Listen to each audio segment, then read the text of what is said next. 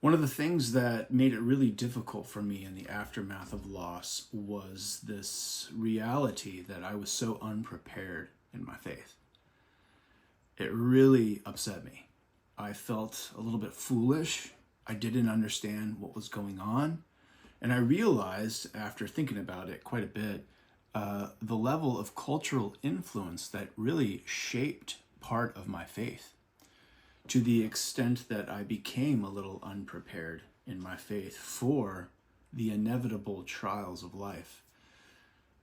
Tragedy is never inevitable, but suffering, loss, discomfort, these things are.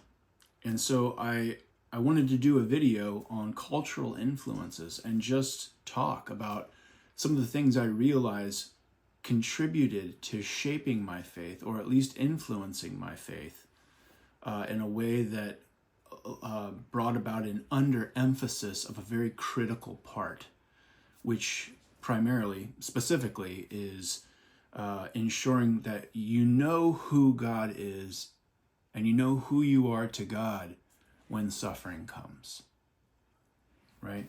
So that's what this video is about. All right, well, I think that when in the aftermath of losing our son, of course, I continue to talk about this, really one of the motivations of this channel, because this was the critical event that led to all this realization and really pressing into the Lord for greater insight into why, and all these really essential questions that I don't think are really being discussed as much as they should, or emphasized as much as they should. Immediately, I realized that there were some things that didn't line up. I've talked in other videos about how I thought that I would be protected and safe from suffering and loss as long as I stayed close to the Lord, and particularly if I was really good at having faith, if I was really good at believing, if I was really good and got better every day at being righteous and faithful, I believed that it would equate to a better life. And so that right there was a big indicator in the aftermath of a misconception. A misconception that I really wanted to learn where the origin came from. So I read this book a while back by an author named Stephen De Silva, who's an incredible author. He's written several books, but one great book was on kind of financial freedom. But I remember reading it, trying to understand, who I was to the Lord when it came to things like finances. Totally separate conversation, but there was a part in his book, and I give him total credit for this, where he points to the influence here in the United States of ancient Greece. And I looked into this a bit more, and his point was that ancient Greece had a really, when you look at it, really interesting culture that pointed to performance as equaling your value. Right? So I looked into this, and there's a word, arete, I'm probably pronouncing it incorrectly, but it was a central value of ancient Greece, and it meant excellence, skill, or being the best version of yourself. And a person's value was proven through public performance, winning war, debates, athletics, leadership, and you were honored if you excelled, and you were ashamed if you failed. And this was a core and central virtue of ancient Greece. And you hear that and you go, oh yeah, I mean, I can kind of see where part of our culture here in the US, that is kind of a virtue. And so I could see that immediately. How is that relevant to this conversation? Well, because, if success equals value, that can really subtly tell Christians, that if your life falls apart, then you must be doing something wrong spiritually, right? Which is in contrast to Scripture, where God's heroes are often demonstrating weakness, demonstrating brokenness. They're outcasts. So Moses, Ruth, Paul, Job. And so it really is in contrast with Scripture. So it's this subtle influence that kind of creeps in. Another one was in Greek philosophy, Stoicism, that valued emotional control, a detachment from suffering. Stoics actually believed that pain was part of life, but you should endure it without showing any weakness. So grief was seen as unmanly or irrational. It creates today, if you were to look at that and how that influences today here in the United States, it creates a stigma around grief. So many believers might feel pressured to hide sadness or move on quickly, right? As if sorrow equaled faithlessness, right? So we know from the Scripture that's not close to the Lord's heart. Jesus wept. David lamented. Job cried out. So the Bible makes room for deep emotional honesty with God. We also see in ancient Greece that the gods reward the worthy, like a transactional religion.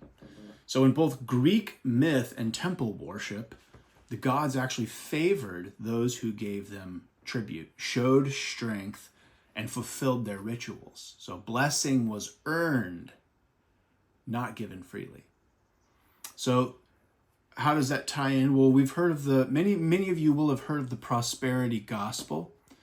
And, there's a lot out there on the prosperity gospel. I actually write about this in my book, because there actually is truth to living according to the values that God gave us in the Bible, and a direct correlation with blessing and a prosperous outcome. However, if that is focused solely on as a formula, you remove God and you try to, it's basically a form of idolatry. You believe you've created this formula that you can follow of Christian lifestyle, following the rules, and that will equate to a prosperous life, which is false, right? Prosperity gospel in that sense is like Christian self-help that says, just do X and God will bless you. So as I've said before, in that light, many people will actually see faith as a tool to secure comfort and control, which again is idolatry.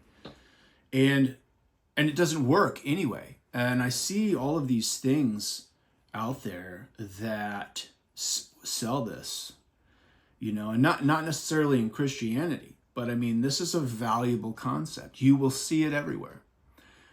Just do this, the 7 secrets, or I've got the 3 things that you need to do to increase your wealth, to become wealthy, to ensure that your life succeeds.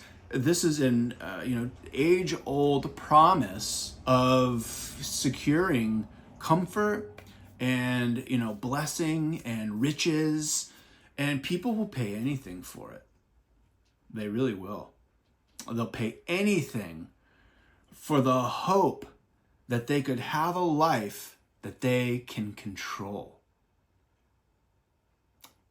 But it's not real. It's false. It's not true. There's nothing you can do. I was thinking the other day about wealthy people and poor people, people that have all of these resources, and people that don't have hardly any. And I thought to myself, what's the biggest, what's a way that I can speak to, the equality of these two individuals that people might actually be able to process? The truth is that wealthy people have to deal with the same realities of life that the poor people do in many ways. Sorrow, grief, loss, suffering. The only difference is they're dressed better. And I thought that was humorous, but the truth is people think that if I pursue all this stuff, this wealth, I can somehow control my life. You can't. You can't. The same realities of life affect the wealthy who have many resources that the poor do who have very little. They just have more stuff. So, but the promise, the allure of control over your life, if I just do this, then I don't have to be in this discomfort anymore. It is a very, very coveted promise, and people will pay everything they have to get it. So the gods reward the worthy, but this is in contrast to Scripture. We know this. The God of the Bible, Abraham, Isaac, and Jacob, Messiah Jesus, gives grace to the undeserving. Jesus suffered, though he was perfectly faithful.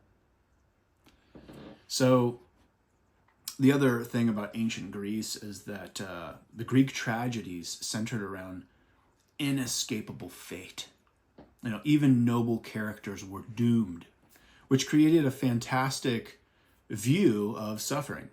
Your downfall was often tied to a personal flaw, pride, whatever it might be. So really the tie-in with how this impacts us here in the United States with culture is potentially the tie-in, right, is when bad things happen, people blame themselves. What did I do wrong? It becomes the default, but that's not always a biblical view.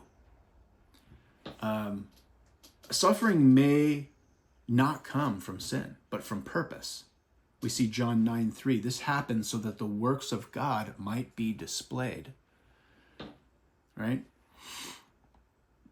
Physical beauty and strength were idealized, right? So the Greek sculptures, athletics, social values elevated physical performance as divine.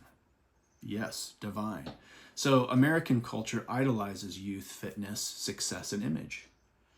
So when tragedy hits, people will often feel ashamed, as if something in them is broken or, less than. But this is in contrast with Scripture. 1 Samuel 16:7 says, man looks at the outward appearance, but God looks at the heart. So this is, this is one area I think that, in terms of being here in the United States, these aspects of ancient Greek culture that can actually impact us as Christians and even make its way into the church, to where we make errors in our understanding of who God is to us. God is sovereign.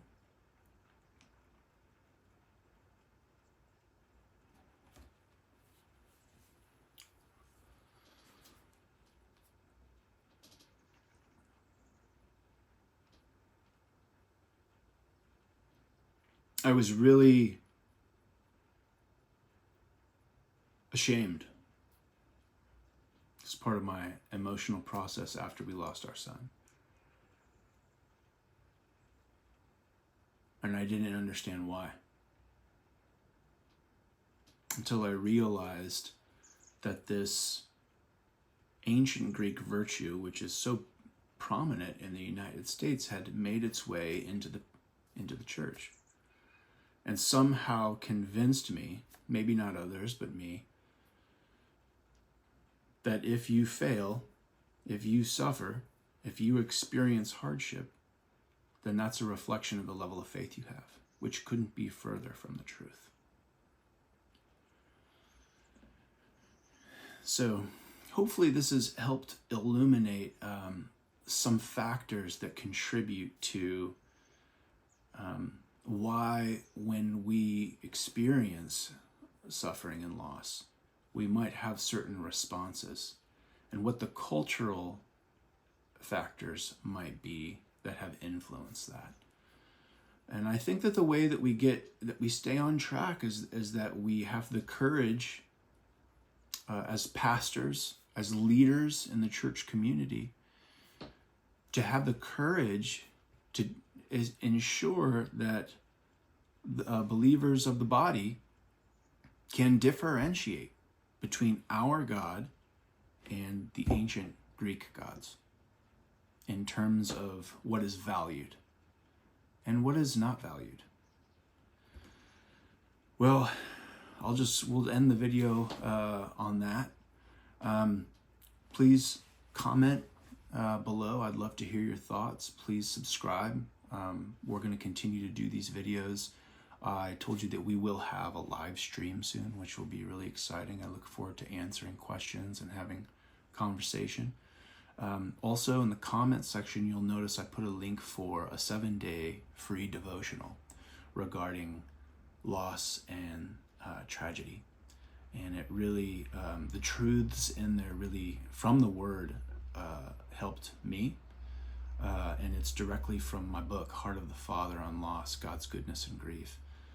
There's a link for that too if you'd like to read more about that and my testimony, and also the insights God gave me in the aftermath. I want to just say the Lord is close to the brokenhearted and saves those crushed in spirit. I'll be praying for you. God bless you and keep you. May He make His face to shine upon you. Thank you for joining us on the channel today. I'll see you next time.